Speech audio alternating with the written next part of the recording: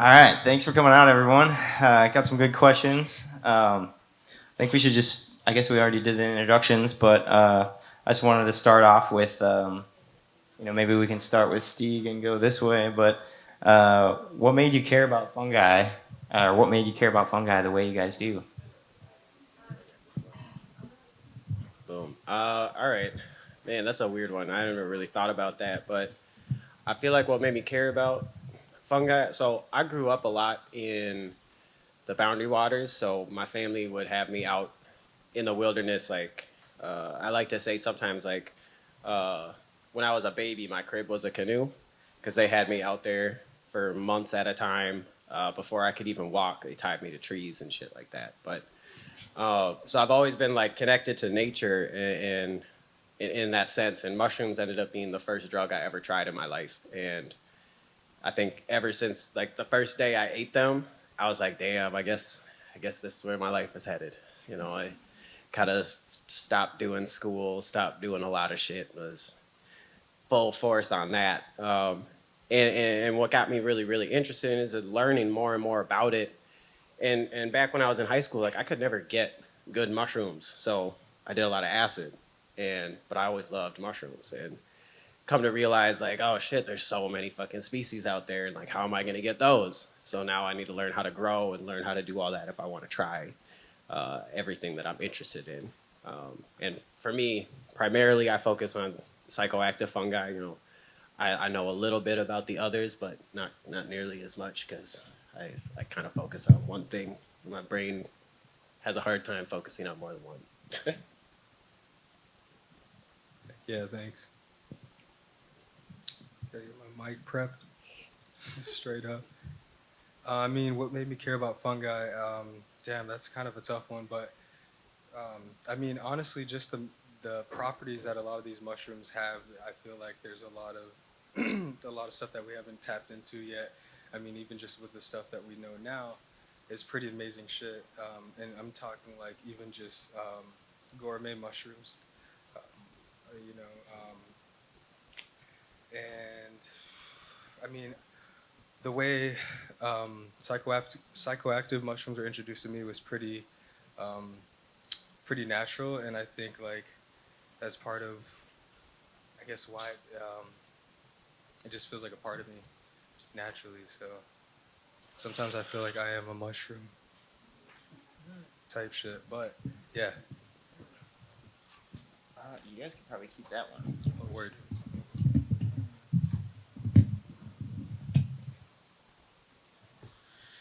You may, in fact, be a mushroom, an expression of a mushroom in a different plane. It's possible. Or maybe you were once a mushroom. That's real. Mm-hmm. Yeah, for me, mushrooms. What you know, the cultural like, what sucked me in was the forbidden fruit aspect of it. Like I grew up in a very mycophobic um, culture. Like, oh, don't touch that mushroom. It is even just looking at it could be poisonous in some sort of sense.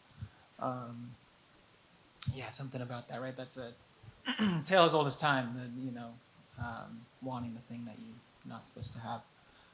Um, and yeah, I mean, of course, like I think when you have an experience like you know transcendent psychedelic experience with the mushroom, it is very transformative, and yeah, it can be very captivating. Certainly draw you down a rabbit hole of that. Yeah, it's really fascinating because it's crazy when you go there and then you come back and you're like, wait, why aren't more people talking about this? What? Like, huh? And then you spend, yeah, exactly, like a good chunk of your life, or at least us up here, some of us, researching more because it is like very profound, and some of the implications from and insights from like fungi are very captivating. So yeah, and the ways that they play a role in our ecology and stuff too, the ways they cycle nutrients and communicate with all different kingdoms of life.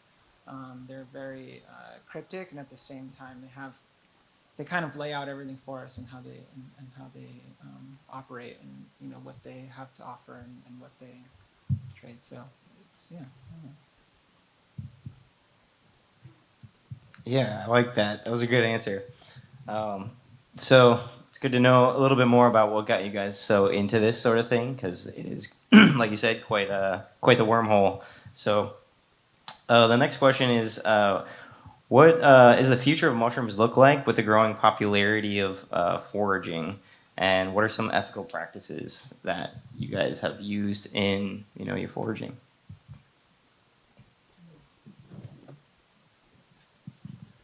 I think like the future is just like everything. Like I think, as we learn more and more about what's out there, like the diversity becomes more and more. And that's like one of the things that excites me most about mushrooms in particular as like a drug or substance is like, you look at every other substance in the world, but like what other substance can you have the breadth of variety as you can with psilocybin? Like there's hundreds of species and hundreds of different avenues of getting this where it's like, if you look at other constituents, say ayahuasca, that's just two plants, you know, and it's the same two plants. Obviously, you can make different ayahuasca like brews with different plants, but it's different. And I think mushrooms kind of create this microcosm of being able to like experience every aspect and every culture of the world through this singular substance, which is like truly special to me and like kind of it's like very decentralized. Like we do have cultures all around the world that use them, but mushrooms as a whole, as an entity, are worldwide and decentralized. So it's like anyone can use, anyone can benefit. It's not derived from a specific person, place, or thing. And I am also excited to see um, like something I think about within the cultivation or even like the foraging is like how can we, or I guess I'll speak more to cultivation. I don't do as much foraging as I'd like, but within cultivation, I'm excited to see like works being done on like the influence of, um, you know, I guess one thing that I think about is like the process that we use to cultivate, and a lot of mushrooms are cultivated through very industrialized products, like core, vermiculite, mass-produced grain grown on lots, and it's all monoculture. Like what happens when we start growing on wild harvested grain, wild harvested substrate materials? How does that affect the mushroom in the long term? And I think for me, at least, that's what I'm trying to push into the future is, creating a more whole ecosystem instead of this really strong industrialized system, which I feel like can limit the potential to a certain extent.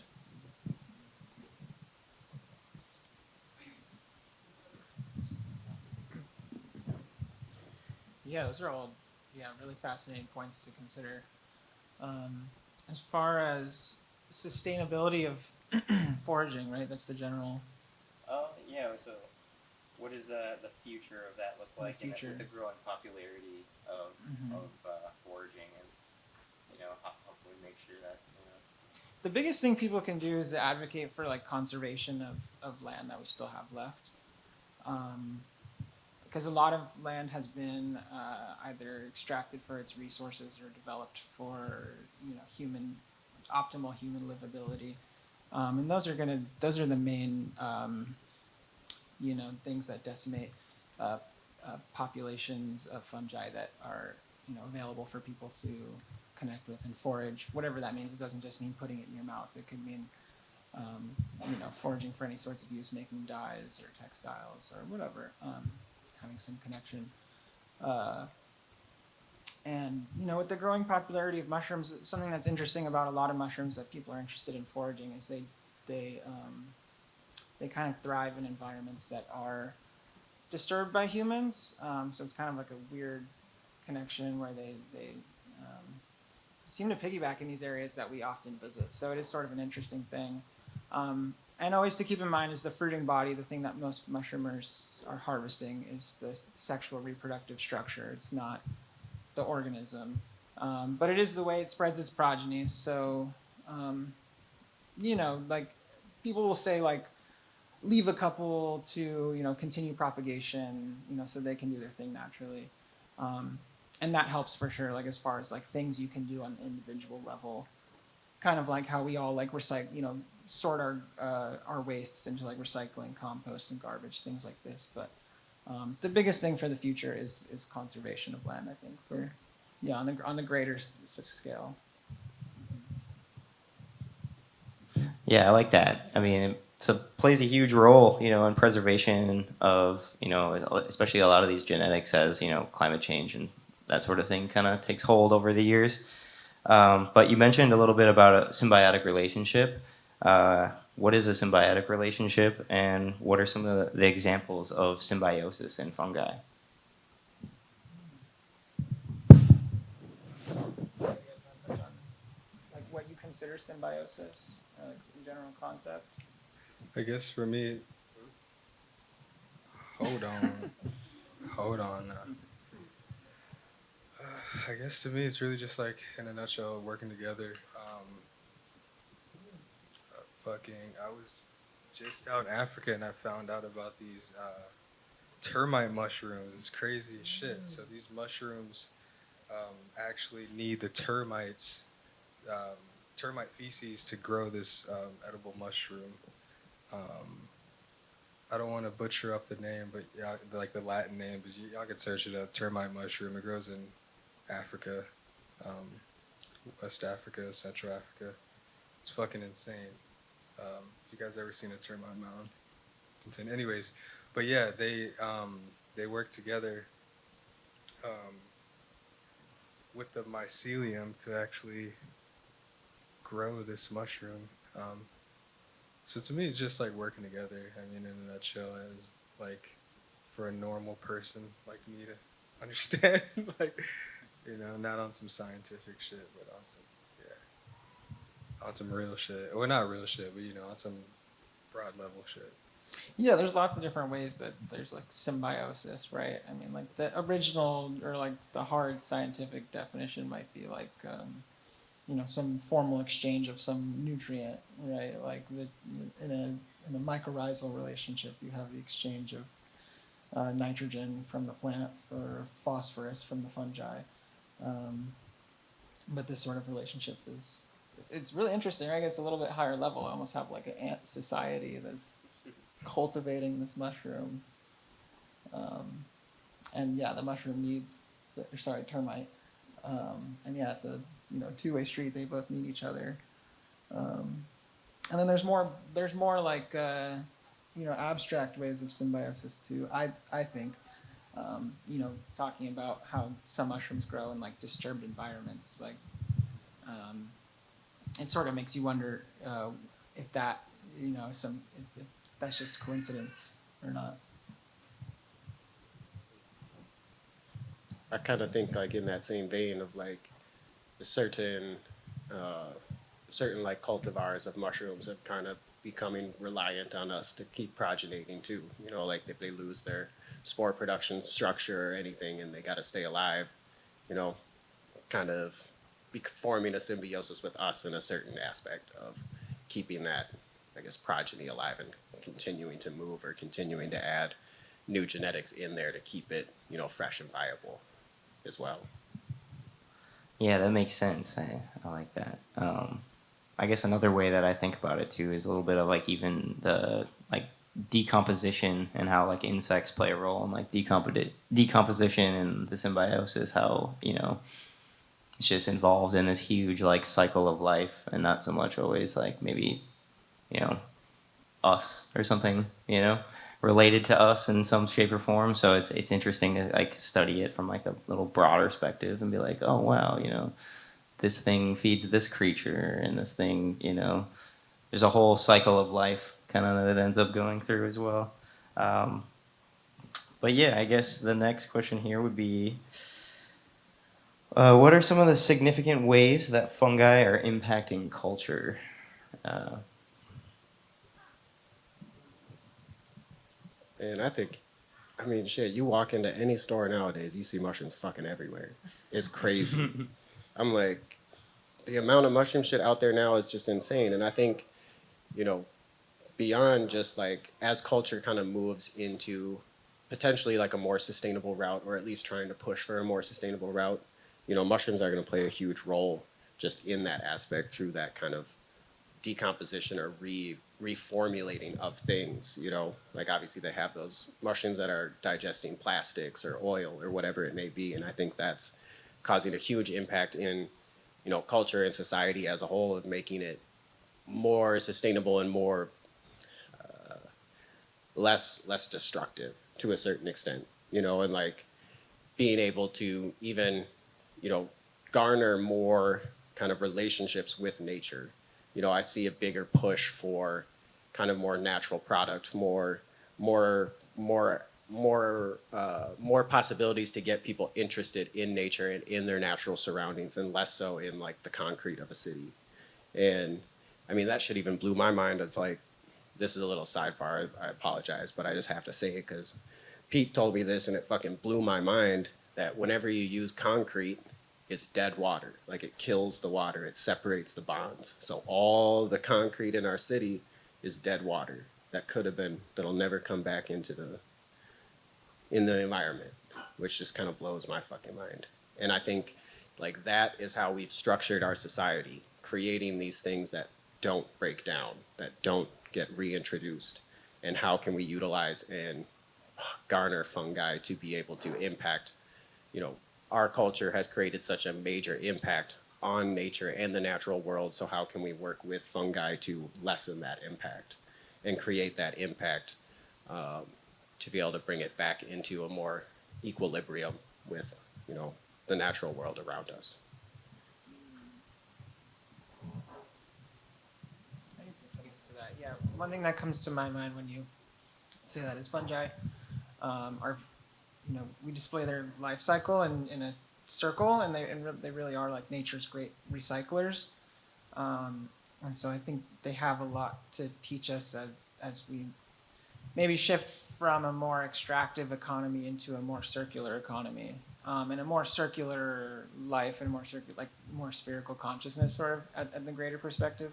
Like you're saying, sort of transitioning from these societal concept of permanent structures that resist and don't die and are forever and so proud, and turn it into like you know, something that is, you know, constantly coming in and falling back, and same thing with, you know, with trade, like turning you know, waste products back into value added products that are you know, become back into value products.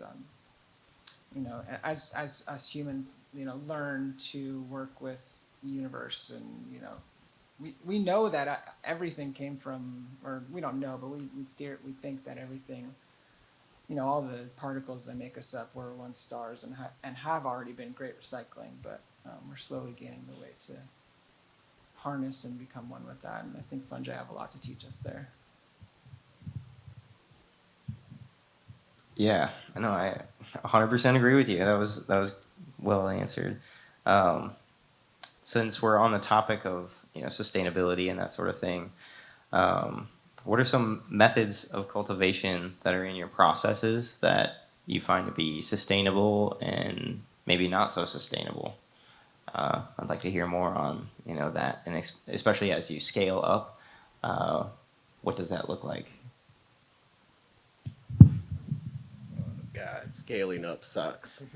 Oh man, it's so many dishes. It's just a lot of dishes. My life is fucking dishes at this point. It's just, it's stressful. I try to reduce as much like plastic waste. I know within a lot of like traditional cultivation methodology, you know, we're going through a lot of one-use plastic, and even lab equipment has a lot of one-use plastic kind of situations. And I know you can move into like compostable bags and things of that nature. And you can even say like, you know, shipping costs and the net positive of like creating glass and shipping it around the world, or creating, you know, reusable materials. There's a ecological impact to that as well. So nothing's really perfect in any sense, unless you're doing, you know, fucking grabbing mycelium from outdoor, throwing it in some woods and calling it a day, you know, and keeping it as low impact as you can. But for me, at least, I like to try to minimize whatever plastic waste I have. And that just comes at, you know, reusable petries, reusable lab equipment, you know, jars instead of bags, that sort of situation. And furthermore, I'm trying to transition away from using like those industrial products like core or vermiculite or things of that nature that are either being mined or mass produced on an industrial scale. Um, so trying to, and in certain aspects, eliminating grain from the equation, at least for certain mushrooms. That's one thing that I'm learning more so now, specifically with trying to work with the cordyspare section, finding that they don't like to eat grain, they don't like to eat core, they don't like to eat all these fucking industrial products that I've been throwing at them. And so finding myself going out in the woods and finding dead, decayed logs and grabbing clay soils and grabbing all these things from, you know, even sand from the fucking beach, and then bringing that home and trying to grow on it, or taking my spent substrates and utilizing that in a new substrate for a new mushroom. Like how could we utilize the waste products of what we're cultivating for a new species or a new mushroom? Because even specifically with that, say, section cordyspare or even section zapticorum, I've done it with too, is like taking a spent cubensis substrate, throwing that in the mix, sterilizing it and growing on that again, and stripping even more nutrient out of it from something that might be able to. Um, and I think that's like an interesting avenue of kind of where to go. And even Tony gave me a bunch of hemp waste. So I want to try and use hemp waste in it and just trying to take whatever waste products I can to grow with versus going to the hydroponic store, and grabbing something.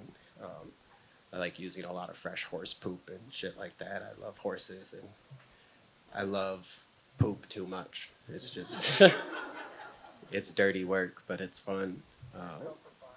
Yep. I mean, I never realized I was gonna learn this much about poop. When I got into this, I'm like, shit, I can like go into the pasture and I can know exactly what that horse ate. I can know the other shit growing on it and be like, oh, that's the good shit. Um, but I think that's where I see the future of sustainability is like, how can we reutilize what we're already utilizing for more purposes and more kind of things? We can throw it in the garden and create compost, but I think we can also utilize that compost to grow different species of mushrooms and just further kind of incorporate those methods. I'll just say one thing. Things are getting weird when you walk in on your partner and they're in the kitchen and they have the sous vide in a bucket of horse poop. You're like, oh boy. Uh, that's all great info for sure. Excuse me. Yeah, so I'm pretty guilty of using plastic, and I've been cultivating for quite a while. There's definitely a bunch of cool ways to reuse plastic and different alternatives as well, like jars. So, like, I like to use jars and bags. I mean, with bags, you can stuff a lot of grain and substrate in there and get a lot done. But you end up with a bunch of bags at the end of the day when you're scaling up. Um, One thing I enjoy doing that I try to put people onto is if you're using bags in your tubs, especially the bags with like the handles or whatever, you can actually grow out those mushrooms, get a couple flushes out of them, um, flip the bag inside out, and utilize that bag as like a like a humidity dome, and you can set that outside, and you can get another flush from that too. So I actually really enjoy doing that, and that's one way that I try to use my plastic bag more than once. And if you don't modify those bags or cut them or anything, you could actually use those bags for trash bags or lawn bags, which is another thing I like to do. So you get about like 4 usages out of a bag instead of just one and done. Um, and then you could always cultivate without bags. A lot of people in the mushroom space would argue, at least when I started growing mushrooms, people would argue about like not using bags isn't the move, but you can definitely cultivate mushroom in tubs without bags and um, experiment. I think that's one big thing to try different substrates. We can grow mushrooms on a bunch of weird shit. That's agriculture waste. You just got to give it a shot. Mushrooms are pretty weird. So I mean, just see what the mycelium likes to eat, and I'm sure you can figure out some new ways to grow mushrooms sustainably. And that's the cool thing about where we're at with mushrooms now, is that we're in such a new space where there's a lot of experimenting that we can do, that we don't actually know about yet. So yeah, power up.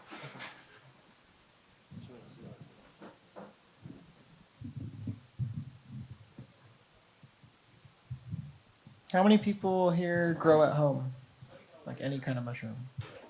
Okay, cool. So there's a good amount of growers here. How many people use plastic in their process? Okay, there's a good amount of growers. Um, yeah, I mean, with the thing with plastic is like the way I feel about it is you're kind of like, well, it makes things like a lot easier. Um, and in a lot of senses, you're exchanging your time for money, I suppose. Or, the trade off with plastic is like, uh, it comes, clean, ready to go. They're lighter. You can usually sterilize more substrate at a time if you use a plastic container versus a hard vessel. And yeah, they're really just purpose made. Um, so they work really well versus, um, if you were to do strictly jar cultivation or something of the sorts, involves a lot of dishwashing, reusable petri dishes and stuff like that. Um, these are practices that you can like incorporate, and I think they are good practices to just be mindful of. And especially not only just for ecology, but even for your own health. Like a lot of these plastics, may have sort of hormone altering effects or things of this nature, that could, potentially be carried through the mushroom, and just how food chains work and stuff of that sort. So not only for the sustainability of the practice and the field, but also the sustainability of health. Um, and then, at an industrial, like at the same time though, for everyone, like I try to not guilt trip myself too much on a day-to-day basis. Because at the same time, like if someone goes to a taqueria and orders a plate of nachos, they're gonna get them in like a styrofoam clamshell, and that's about the same impact as like your 2-quart shoebox grow of vapes, that are gonna like blow like 20 people's minds and possibly change the course of their life, and completely change their direction and have like a significant impact on sustainability. Maybe they'll change how they live, whatever. And maybe none of that happens. Like mushrooms aren't necessarily a silver bullet, but the point is they have about the same ecological devastation value as a plate of nachos, and they can be much more impactful. So I try to not guilt trip myself too much about using a bag of plastic, for how powerful these things can be. And at the same time, all the resources are available, and there's lots of information online if you do want to go and be sustainable about it and be zero waste cultivator. There are people out there that set this model, and this information is out there. So, and the future is really hard, as far as like at the industrial scale. I think like mushroom cultivation, and sorry to ramble, but mushroom cultivation as a food source too, despite using plastics and all this, is, and I actually don't have facts in front of me, so with a grain of salt, I could envision is somewhat more sustainable than like large scale agriculture, like as far as like animal and livestock stuff like this. So it's difficult. They are working towards like biodegradable plastics as containers and stuff, but it's evolving, and I try to stay optimistic about it. But it is, yeah. I think it weighs heavy on all. I think it burdens a lot of our consciousness, just as people that are, ecologically involved.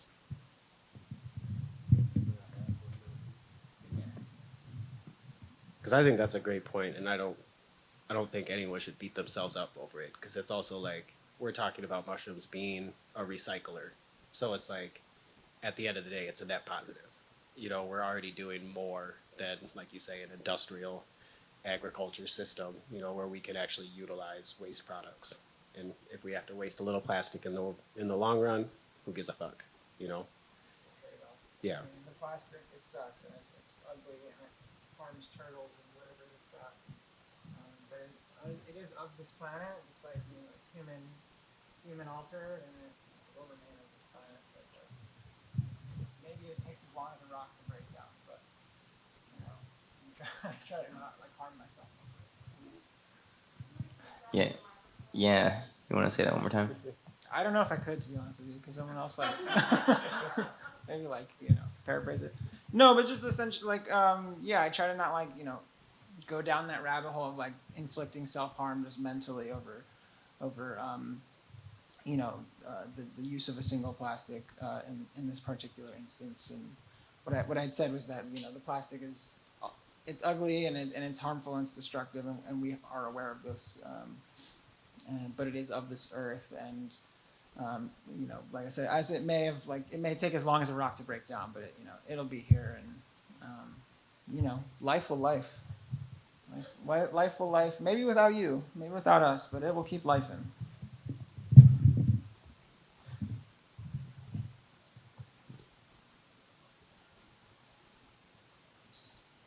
Oh, okay, perfect.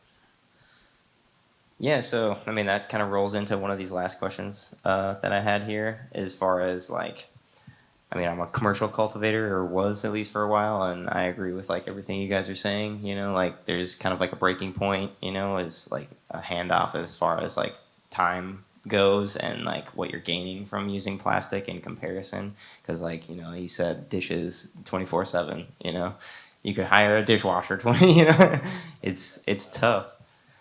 So, but I guess my next question is just like, are there any things that are currently used in cultivation that are disposable that you kind of find as being unnecessary, or that hopefully we can evolve from and not have to use as much of?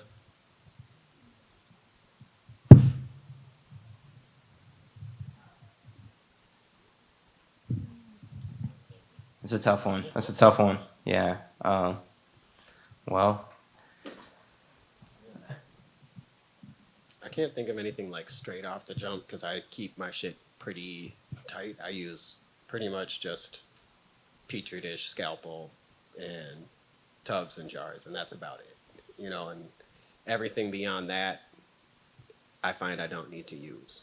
Mm-hmm. Maybe like an inoculation loop on occasion is nice, or other glass vessels and things like that. But I've never used anything beyond that.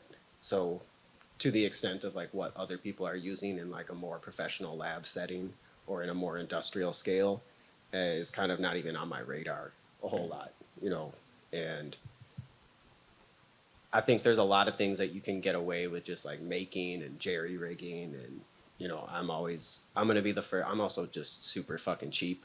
Like I'm dirt cheap. I hate paying for anything. So if I can make it, I'm going to make it, and most of the time a single tool can do a lot of different things.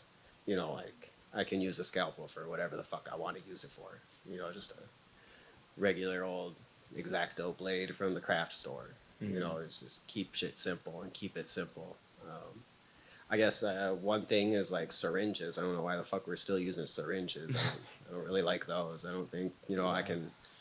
When I use LC, I free pour it. I don't use a syringe for it or anything. I really don't see the purpose of a syringe. That's the only thing that can really come to my mind is like, but beyond that, I can't think of a whole lot, to be honest.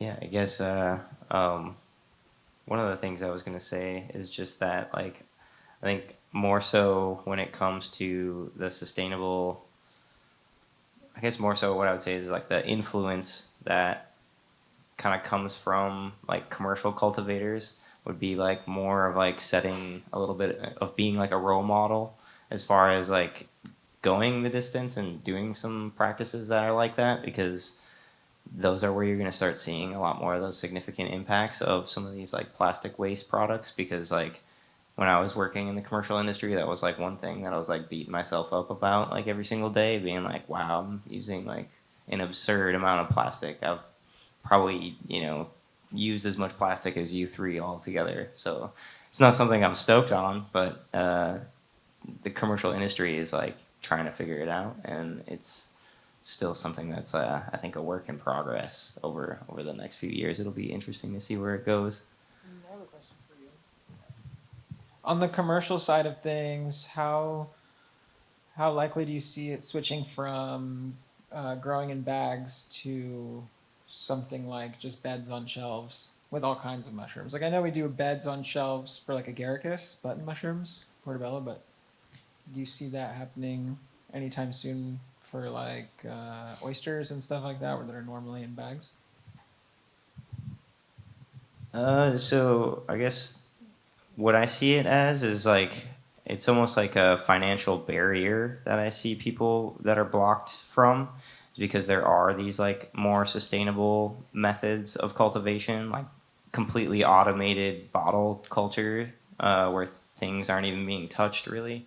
So I think that that is something that would be the future, but it's like millions of dollars, and not everyone in the U.S. is really like caught up to that level. Like China has that, and I'm sure it's way more efficient, not using as much disposables, that side of things. But like even the biggest farms in the U.S. right now are still using like you know kind of like one of the most aggressive like labor intensive tasks that I know of, and it's difficult. Everything is by hand. There's no like real full automated. There is a few farms, but it's still like so new to the U.S. So I mean, I do see that there are the initial first investment. Like bags are like very quick and with quick results, and people who don't have as much of a financial investment into it. If you can buy those bags and they're more accessible and cheaper, get you faster results, you're going to be able to gain more money to hopefully maybe invest into something like these plastic jars that can be cooked a million times and just reuse the same one. So like I think it would be cool, I guess, to see more of like commercial cultivators kind of go that route and start to develop methods based on reducing the labor intensity of some of these things. Because if any of you here who've worked at a mushroom farm before, it's like, yeah, it's a lot of work. You go home just dead tired. You don't even have a lot of like room left, so. So you're saying the most sustainable thing you can do is to find yourself a mushroom sugar daddy. Yeah, because you need all this, because that, I mean, yeah, the financial barrier is the hard part. Like everyone could be sustainable if everyone could afford to buy 10,000 bottles at a time and have them unloaded on a lot on an assembly line that then elevators them and fills them up with substrate and grows mushrooms and has a giant dishwasher that does them all at once. But then otherwise, if not, then you're the guy at the end that has to wash all the dishes and yeah, it's just crazy to keep up with everyone else that's not doing that and using plastic. So it's just unrealistic. So yeah, find yourself a mushroom sugar daddy. I think that's the way. Sustainable future. All right. So we're getting to the end of this panel, but we wanted to leave a few minutes open for some Q&A. If anyone in the crowd had any questions they wanted to ask, anybody up here?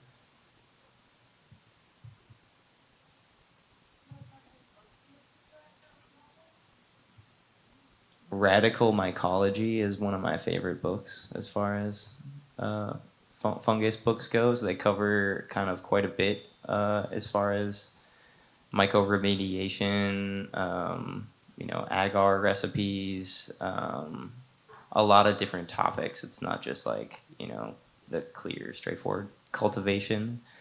Covers guerrilla growing, everything really. I feel like that's a book I would recommend for sure. Check out a copy of Organic Mushroom Farming and Mycoremediation by Trad Cotter. That one's pretty good. It has a lot of practical applied mycology information as far as like sustainable home scale practices. He does a lot of focus on like outdoor cultivation, and it's pretty cool. It goes over cultivation of all kinds of mushrooms. And maybe while it's not directly in there, a lot of those methods and techniques are applicable to mind-altering mushrooms, the psilocybin-containing ones in particular. Yeah, and I think Trad Cotter does that type of stuff now too. But Any books? I think Paul Stamets has one too. But was it Mycelium Running? Something I recommend, I guess this is kind of traces back to that first question we were doing, was what gets people into fungi and, you know, that sort of thing. But there's something called iNaturalist, and I think it would be really cool if a lot of people started using more of this. It's just a website that people will take photos of mushrooms. Sometimes it gives you a suggestion if you're not familiar with, you know, what it is, but people will post, hey, this is what I found, this is where it was. Um, it kind of gives people a better idea as to what's growing when in which areas. So, do you have anything to say more about iNaturalist at all? But the more people that use it, the better it works. The more we know about what's growing in our ecosystem, and I think that goes a long ways. Yeah, iNaturalist too. You can identify this biodiversity around you in general, so you could ID like butterflies and shit, and like caterpillars, spiders. It's really cool. We need that sponsor, iNaturalist, ASAP. No, but really, it's a great app though. Yeah, besides just mushrooms, it's badass. Plants and stuff. Like you can figure out what's growing around your neighborhood. I found out there's catnip in front of my yard. I was like, what? But yeah, it's super cool. And it also links to like experts too, so it isn't like some AI shit. It's like people who actually study this mycology and this real stuff, you know. They yeah, links it to them, so cool app.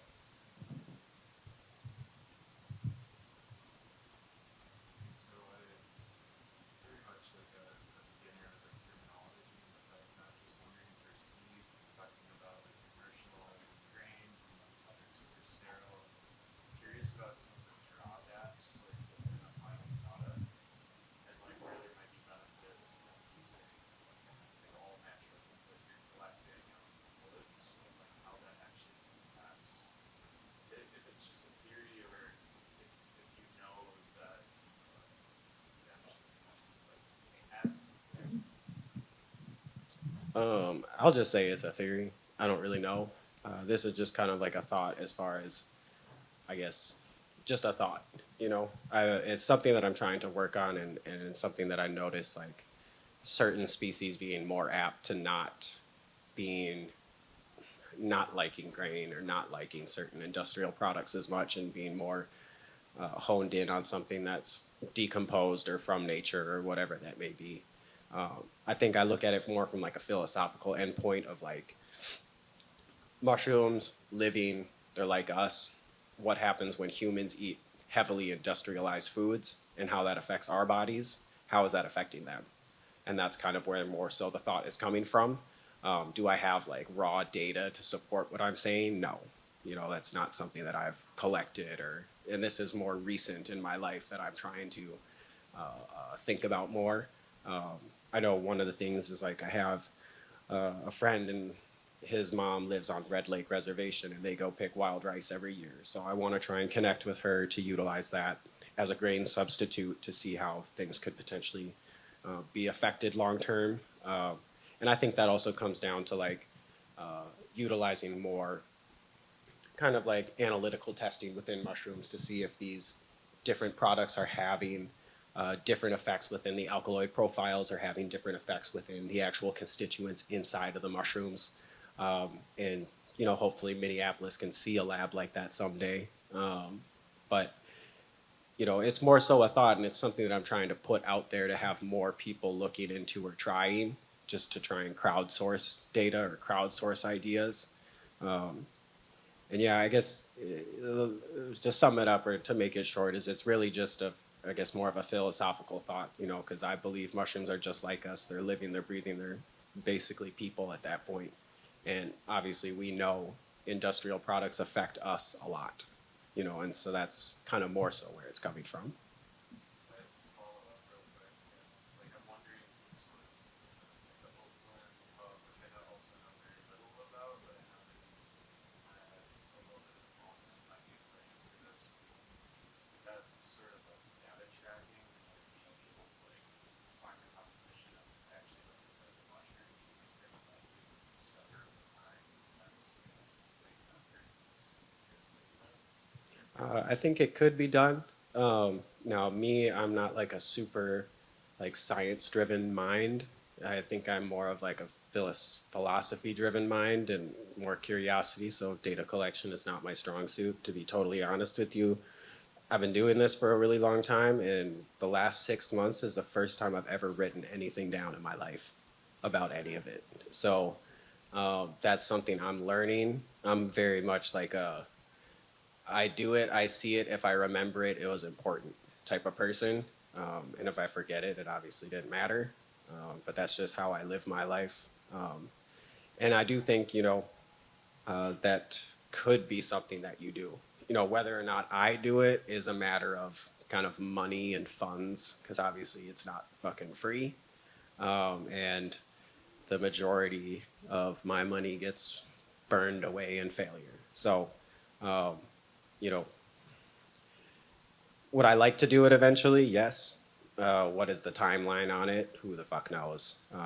Yeah, there is something that we are working on and potentially putting out there into the ether of trying to create an analytical lab like that in the cities. And if that happens, then that possibility might be a lot more possible for us. But kind of until that happens, it's a lot of moving parts to be shipping stuff to and from and paying money for all of it, and it becomes very challenging just in that right. So, uh, long story, yes. Short story, no. I guess. Is